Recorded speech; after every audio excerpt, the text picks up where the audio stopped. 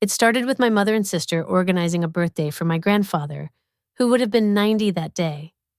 My husband told me we had to leave immediately, without drawing attention, and for a moment, I doubted his seriousness. Everything at that party was ordinary. The paper lanterns, the folding chairs, the food on plastic plates, the strained music coming from a Bluetooth speaker, faces I had not seen in years mingled with others I could not remember at all. Children ran around, adults tried to look comfortable, and for a while I stood by the food table pretending to be absorbed by fruit skewers. My husband stayed close, gripping a glass of wine, his expression careful and distant. My mother floated through the crowd, smiling, dabbing her eyes, trying to hold together the atmosphere of celebration. My father sat by the grill, as always, complaining about the weather, ignoring most people. My sister did not come near me. Her husband seemed lost in a joke no one else understood. The house itself belonged to my grandfather, but by then it felt nothing like him. He had built it when his business had finally allowed it, nothing showy but solid, and it had become the anchor for my family. My mother, my father, my sister, and her husband had all settled in, as if the house itself wrapped them closer together, as if it was made for them and not for anyone else. We had come from London, finally accepting the vague invitation I had pressed for over years. My requests to visit were always met with polite resistance, a soft "not now" or "he isn't well," until suddenly this birthday was the moment I was told to come. It felt like a signal, a door opening, and I told myself maybe things were softening between us. When we arrived, the party was already underway, and then my grandfather was brought out in a wheelchair. I recognized the sweater vest he wore, saw how neatly his hair had been combed.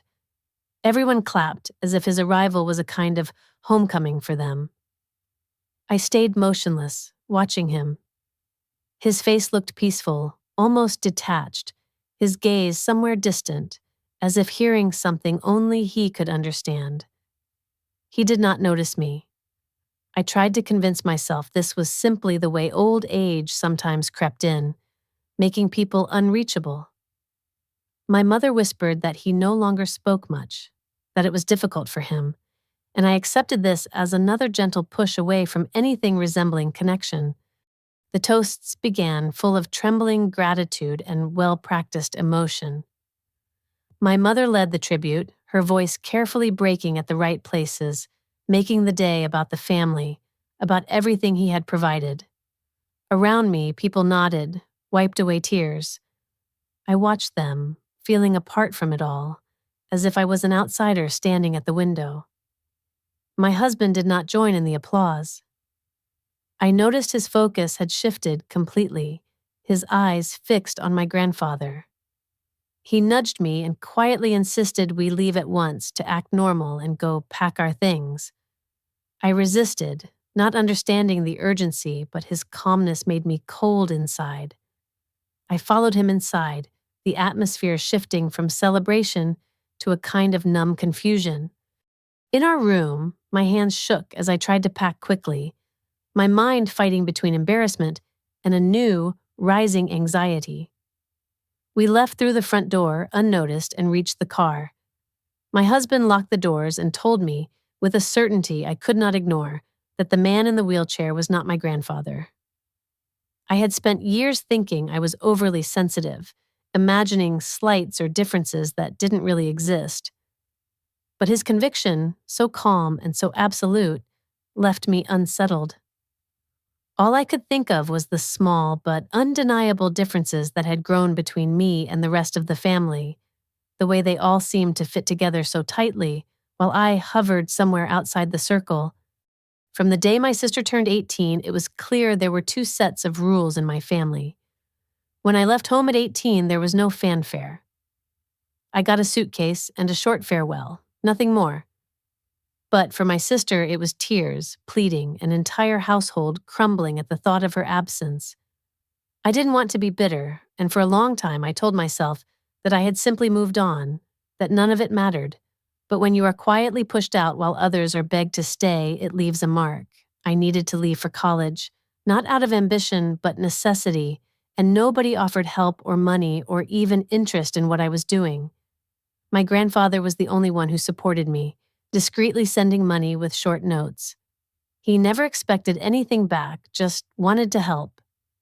My earliest memories are of him, his steady presence, his stories, his quiet pride. For a while, I truly felt I belonged to him in a way I never did with anyone else. But time has a way of making distance feel safer than closeness. Life in London gave me space, an excuse for why the phone calls stopped, why the emails were just formalities, why the silence between me and my family stretched into years. The last real conversation I had with my grandfather was over video. He joked about his garden, looked tired but alert. After that, everything went quiet. Every request to speak to him was met with excuses. He was tired, not well, busy resting. Eventually, my mother stopped responding altogether. I tried to believe this was just how families drift apart, that there was no real reason for it. I told myself I hadn't been pushed away, just quietly left behind. The birthday invitation had seemed like a door opening, but as I stood at that party surrounded by people who all belonged, the sense of being an outsider only grew sharper. The house, the gathering, the closeness among them, none of it included me. My husband's sudden fear, his insistence that we leave, felt like the first real thing to break the surface. For the first time, I couldn't tell myself I was imagining it. In the car, sitting in silence, the reality of what he'd said, that this was not my grandfather, hit me harder than anything before. That's how it began, with a birthday party, a quiet warning, and the first crack in the story I had always been told. Sitting in the car, the world outside felt distant, muffled, as if reality itself had slipped out of focus. My husband gripped the steering wheel tightly, knuckles pale, staring straight ahead. I tried to steady my breathing, forcing myself to piece together what had just happened. His words echoed in my head. "This is not your grandfather." I wanted to laugh it off, dismiss it as paranoia, but his certainty unsettled me. I began replaying every detail from the party, every strange glance, every excuse given for why I couldn't get close. The memory of my grandfather, his voice, the shape of his hands, his presence, felt impossibly far away. I tried to tell myself there was a logical explanation, that old age changes people, that maybe I had forgotten what he looked like. But I knew that wasn't true. My mind circled the question I didn't want to face. If the man in the wheelchair wasn't my grandfather, where was he? Why had I been kept at a distance for years, told not to visit, told he was resting or not up to talking? The last time I saw him had been on a screen, his face tired but alive. After that, I had only silence, filtered messages from my mother, polite reassurances, nothing more. Now, watching the party from inside the car, I realized how little I really knew about what had happened in my absence. The sense of exclusion was sharper than ever. Even as a guest at a celebration supposedly honoring my own family, I had been kept on the outside, expected to smile and play my part, never getting too close, never asking too much.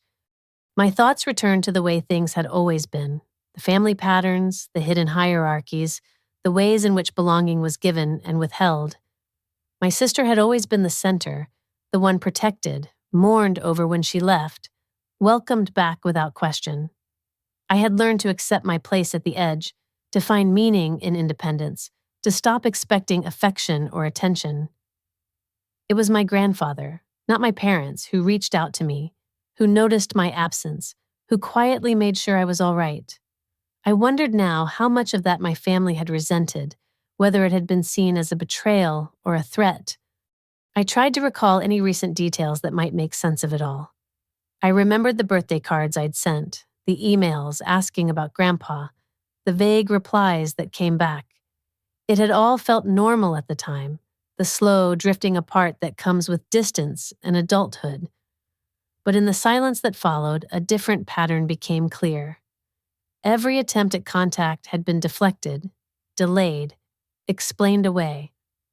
I wondered what I had missed, what I had chosen not to see. I thought about the last real conversation I'd had with my grandfather, The brief laughter, the ordinary words that now seemed so final. The party continued on the lawn, oblivious to our absence. People moved about, refilling drinks, making small talk, pretending everything was as it should be. My husband remained silent, lost in his own thoughts. I began to feel a new fear growing, a suspicion that maybe the truth was far worse than I wanted to believe. I forced myself to remember details from the party, the man in the wheelchair never speaking, never making eye contact, never responding to his own name. The way my mother hovered near him, blocking my path, insisting he was tired. The subtle, persistent barriers that had been put in place, keeping me just far enough away. I pressed my hand to the window, watching my family laugh and talk as if nothing had changed. It was impossible to believe they would lie so completely, would go to such lengths to keep up appearances. But the evidence was there, the staged celebration, the carefully orchestrated distance, the emptiness behind every gesture. I remembered the uneasy feeling I'd had from the moment I arrived, the sense that I was intruding on a life that had no place for me. Now that feeling was confirmed, made real by the certainty in my husband's voice. The question I kept returning to, "Where is he?" became more urgent with every passing minute. I realized I had not really known my family at all, not as they had become in my absence. The stories they told, the traditions they maintained, all felt hollow now, exposed as rituals meant to comfort themselves, to keep uncomfortable truths at bay. I tried to imagine what could drive a family to such deception, what fear or greed or shame could make them erase a person's existence. I knew I had to act, to stop pretending, to confront the reality I had been avoiding for years. My husband looked at me, waiting for my decision. I understood then that the only way forward was to find the truth, no matter how much it hurt. The urge to turn away, to protect myself, was strong, but it no longer mattered. The story of my family, of my place in it, was forever changed. I took out my phone, my hands shaking, and prepared to do what I had always been taught never to do. Ask for help from outside, call for accountability, refuse to be silent any longer. It was in that moment, suspended between fear and resolve, that I understood something fundamental had shifted. There was no going back to ignorance, no return to the comfort of not knowing. I had crossed an invisible line, and whatever happened next, I would face it as I was. An outsider, yes, but finally unwilling to play along. The sense of belonging I had chased for so long was gone. What remained was the search for truth, however lonely it might be. The police arrived quickly, their presence oddly subdued, as if they were accustomed to situations where the real trouble lay beneath the surface. I spoke with a calm I didn't feel, describing what I knew, which wasn't much at all. My suspicion, the strange barriers, the certainty that the man in the wheelchair was not who they claimed. I struggled to keep my words even, tried to sound rational, aware that what I was saying might seem outlandish or delusional. My husband stood nearby, silent support, as I recounted the small details that had begun to unravel the story. I watched the officers as they listened, their expressions careful, noncommittal. They took notes, nodded, and asked questions that felt less like a search for truth and more like a test of my composure. Then they walked to the house, moving slowly, as if giving reality a chance to catch up. From inside the car, I watched as the party continued, though something subtle had changed. The mood shifted. The guests sensed a disturbance, a tightening of shoulders, the uneasy dart of glances. The officers spoke quietly with my mother, who reacted with surprise, then defensiveness, her gestures sharp and desperate. My father remained apart, staring at the hedge, avoiding everyone. I watched as my mother entered the house and returned with papers, identification, something meant to settle the question. It did nothing. The man in the wheelchair sat unmoved, silent, the center of a performance he did not control. I saw one officer kneel, speak softly. Eventually the man looked up, said something I could not hear, then nodded. One officer returned to the car and asked us to stay nearby, said they would be in touch soon. When I pressed for answers, for certainty about whether that man was really my grandfather, the officer only said they were still confirming details. He did not reassure me, and his silence told me what I already knew. I sat in the car, feeling the weight of the moment, every second stretching out with a pressure I could not relieve. My mind replayed the last 3 years, every unanswered call, every polite refusal, every moment I convinced myself I was imagining things. Now the consequences were no longer hypothetical. I waited in silence, unsure whether to hope for vindication or mistake. That night, the call from my mother came, her voice filled with fury and accusation. She lashed out, claiming betrayal, insisting I had ruined everything, that I could not understand what they had gone through. I tried to reason, to ask the question that had haunted me since the party. Where is he? My mother refused to answer, insisting I had forfeited the right to know, then hung up, leaving me in the darkness of the hotel room. I realized I would never get the explanation I wanted from her. I was the outsider, the one who had broken the silence, and for that, I would always be to blame. The following morning, the police returned, not to accuse, but to inform. My grandfather was dead. He had been gone for 3 years, buried in secret, his death concealed from everyone outside the immediate family. The officer recited the facts with practiced composure. A voluntary statement had been made, the family reported his death as natural causes, the body was privately buried, and an investigation was now open. The information struck me as both shocking and inevitable. All the pieces fell into place, the excuses, the delays, the impersonation. For 3 years, I had sent cards, made calls, wondered if I had offended him or done something wrong, never knowing he was already gone. The pain of that realization was sharp and immediate. I had mourned him in small, private ways, but I had never been allowed to say goodbye. Never told the truth, never given the dignity of closure. I asked if he had suffered, but the officers could not say. I asked if the man in the wheelchair was my uncle, and they confirmed it. The knowledge did not bring comfort. I felt the urge to scream, to break something, to disappear. Instead, I thanked them, as if that could make the reality any less cruel. In the days that followed, the story spread, first as rumor, then as viral scandal. The footage of the party appeared online, dissected by strangers. People mocked, speculated, and condemned. I became a public example, a symbol of dysfunction, an object of judgment by people who knew nothing of the truth. Amid the noise, a call came from my grandfather's lawyer. He explained that my grandfather had left everything to me. His house, his business, what remained of his estate. The lawyer said my mother and sister had known for years, and suddenly the secrecy and hostility made sense. They had hidden his death from me to keep their lives unchanged, to maintain control over what he left behind. Their refusal to let me near him, their insistence on keeping me at a distance, their elaborate performance. It was all about protecting their own comfort. I realized then that I had not just lost my grandfather. I had lost any illusion I had about what family meant. I called my mother not for reconciliation, but for answers. Her voice trembled with rage, not grief. She accused me of betrayal, insisted I had destroyed everything, claimed I had no right to ask about my grandfather. I tried to reason, to find some justification, but her answers were cold and final. She said they were protecting him, protecting me, honoring his wishes for peace. I laughed, a bitter, empty sound, and she hung up. The investigation moved slowly, then quickly as the facts came out. Natural causes, a quiet death, no crime except for secrecy and deception. My family faced charges for failing to report a death, for fraud, for impersonation. They were given probation, not prison.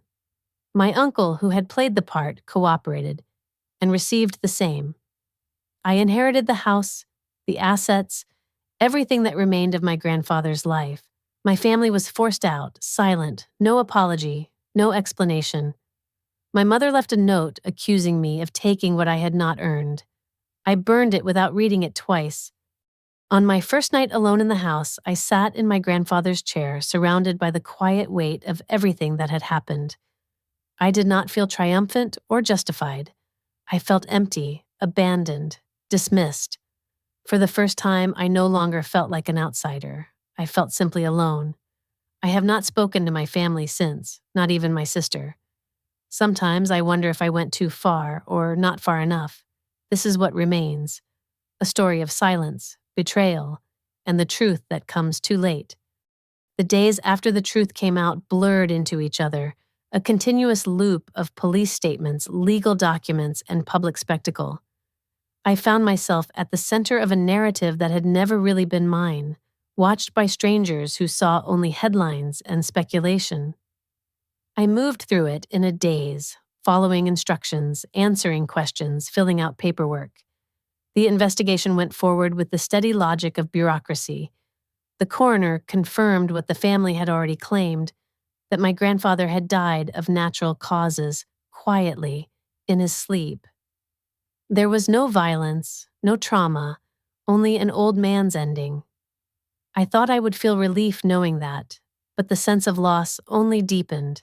For years I had held on to hope, then suspicion, then anger. None of it mattered now that the finality of death was laid bare. I spent nights unable to sleep, replaying every interaction with my family, searching for clues I might have missed, moments that should have warned me. I tried to remember the last time I felt like I belonged with them, the last time we were together without tension or distrust. The answer never came. Every memory seemed tainted by secrets, by the knowledge that I had been excluded long before my grandfather's death. My mother's voice haunted me, her accusations echoing in the quiet of the empty house. I kept expecting to find some message, some explanation left behind, but there was only silence, broken by the occasional official phone call or lawyer's letter. Public reaction to the story moved quickly, as it always does. For a few days, my family's life became internet fodder. Our private pain dissected, misunderstood, turned into entertainment for people who would never know the truth. I learned to stop reading comments, to let the noise roll past me. The more people speculated, the more I realized how little any of them understood what it meant to lose your family not to death, but to choice and deception. There was no justice in their anger, no comfort in their sympathy. I became an object lesson, a warning, not a person. When the legal process ended, it felt both abrupt and empty. My family was not sent to jail, only sentenced to probation. They moved out of my grandfather's house quietly, carrying away what was left of their dignity, leaving behind the echo of a life built on lies. My mother's final gesture, a note accusing me of theft, of selfishness, was the last attempt to control the narrative, to make me the villain of a story she had written long before. I burned it, not in anger, but because it had no place in the home that was now mine by law, if not by love. Alone in the house, I tried to connect with what my grandfather had left behind. I wandered through rooms that held the faint smell of wood polish and memory, searching for some trace of his presence. There were letters, old photographs, boxes of tools he had used, each object a small testament to the life he lived. I sat in his chair, the one place that felt real, and tried to mourn him as I never had the chance to do before. There were no words left to say, no rituals to follow. I simply let the grief settle, undisturbed by anyone else's expectations or demands. Sometimes I wondered if I had made the right choices, if I could have done something different, asked harder questions sooner, pushed back against the walls my family built. Other times I knew nothing could have changed the outcome. The pattern of secrecy, the instinct to exclude had been set long before I understood it. My role was always to accept, to adapt, to quietly disappear when told. Breaking that pattern came at a cost, and now that the cost had been paid, all that remained was the emptiness of what had been lost. My relationship with my family ended not in one explosive confrontation, but in the slow erosion of trust and love over years. I realized then that grief was not a single moment, not a dramatic revelation, but the gradual acceptance of absence, the understanding that closure is something you give yourself when no one else will. I tried to build a new routine, to fill the house with something other than memory and loss. Some days I succeeded. Most days I did not. The quiet was relentless, and in it I heard the echo of everything that had been left unsaid. The story of what happened made its way through the community, filtered and distorted, until only the barest shape of the truth remained. For weeks, I kept receiving calls and messages from people I hadn't heard from in years, distant relatives, former friends, neighbors. Some wanted to express sympathy, others just wanted the details, as if hearing it from me could satisfy their own curiosity or help them judge who was right and who was wrong. I answered a few at first, repeating the facts without emotion, trying to stay neutral, but eventually I stopped. Every conversation left me more tired, more hollow. I realized I owed no one my pain, that sharing it would not make it lighter. The only people I wished to talk to were gone, unreachable behind the walls they'd built long before any of this happened. I spent more time alone in the house, learning the rhythms of a place that had always felt like it belonged to someone else. I sorted through drawers filled with forgotten letters, bills, old receipts. Some days I found notes my grandfather had written in his careful, unhurried hand, grocery lists, reminders, small jokes meant for himself. I kept those, unable to throw away the last traces of someone who had cared for me when no one else had bothered. There was comfort in those tiny artifacts, but also a kind of sadness, knowing they would never be replenished. Each one was a reminder that no matter how much I tried to connect with what was left, there was no way to reclaim what had been lost. I tried to make sense of what my family had done, to find a way to understand their decisions. I wanted to believe there was a reason, something more than selfishness or fear, but the more I looked, the less I found. Their explanations, when they gave any, were always defensive, wrapped in the language of necessity and protection. They claimed to have acted for everyone's good, to have honored my grandfather's wishes for peace and privacy. But their actions betrayed those words. They lied, concealed, and used his memory for their own comfort. I could not forgive that, and I knew they would never ask for forgiveness anyway. Sometimes, in the quietest moments, I caught myself feeling guilty. I wondered if I had destroyed the last fragile connection to my family by pushing for the truth, if my insistence had made things worse for everyone. But those thoughts faded when I remembered the years of distance, the years spent as an outsider. The decision to call the police had not been about vengeance or anger. It had been the only way left to demand honesty, to refuse to keep pretending. If the price of that was isolation, then I had already been paying it for a long time. As time passed, the routines of life returned. I went back to work, traveled between London and the house, tried to find a new balance. The property itself was not extraordinary, but it was comfortable, solid, a place that could have held a family if things had gone differently. I made repairs, painted walls, cleaned out rooms. Each small act felt like reclaiming something, but also like erasing the last evidence of who had lived here before. I was not sure what I wanted to keep and what I needed to let go. Some days, the house felt like a gift. Other days, a burden. I kept waiting for anger to come, for the sharpness of betrayal to spark into something I could use, but it never did. Instead, what settled over me was a kind of resignation, a calm acceptance that things would never be fixed, that some wounds are too deep for reconciliation. I did not reach out to my mother or my sister. I stopped checking my phone for their messages. The silence between us became permanent, as real as any wall.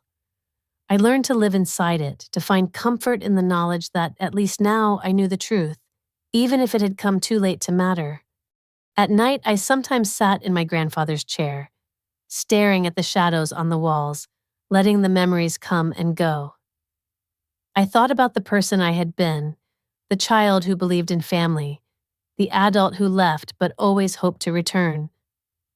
That hope was gone, replaced by something harder, quieter, a willingness to start again, even if it meant starting alone. I did not know what the future would look like, only that it would not include the people who had chosen to erase me from their lives. In that certainty, I found a measure of peace, however small. The months drifted by, each one marking another layer of distance between my old life and whatever was supposed to come next. The media storm faded, as these things always do, replaced by new scandals, new stories, other families with their own secrets exposed. My own story shrank back into the quiet. No more strangers reached out for my side, no more requests for interviews or comments. I was left alone with what remained: the empty house, the memory of a grandfather who had been the only one to reach for me when everyone else turned away, the echo of a family that had closed its doors long before I ever left. In that silence, I learned what grief actually felt like. It wasn't the sharp pain I had expected or the anger I thought I deserved. It was a slow, steady hollowing, a daily practice of acknowledging absence, learning to let go of hope that never fit the reality. I spent time sorting through what my grandfather left behind. Not just the house and the business, but the small things, the notes and tools, the objects that told me who he was in ways my family never could. These became my touchstones, small proof that I had not imagined our connection, that once, for a time, I had truly mattered to someone. I rebuilt my life in pieces. I sold some things, kept others, found routines that made sense for me and me alone. The town came to recognize me again, not as the scandal or the outsider, but simply as another neighbor, someone living a quiet life behind an old front door. I didn't reach out to my mother, my sister, or anyone else connected to that chapter of my past. Their absence became normal, something I no longer tried to fix or understand. When the legal matters ended and the last papers were signed, I felt only relief that I could finally step away from the story everyone else wanted to tell about me. Most nights, I sat in my grandfather's chair before bed, a glass of wine in hand, the house quiet except for the faint sounds from outside. I let myself remember him as he truly was, not as the figure my family had turned him into for their own reasons.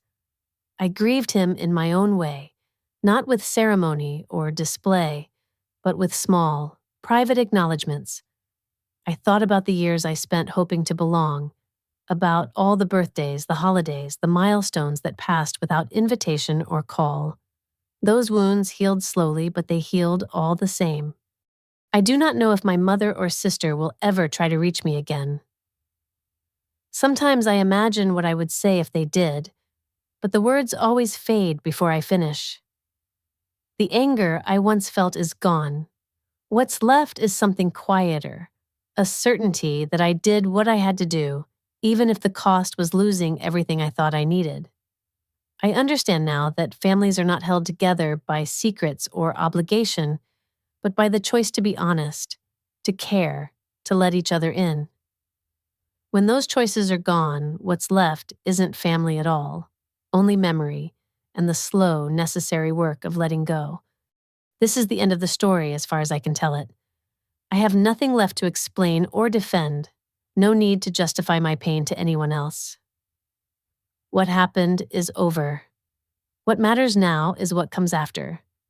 The life I build, the peace I choose, the understanding that in losing so much, I finally found a way to be whole on my own.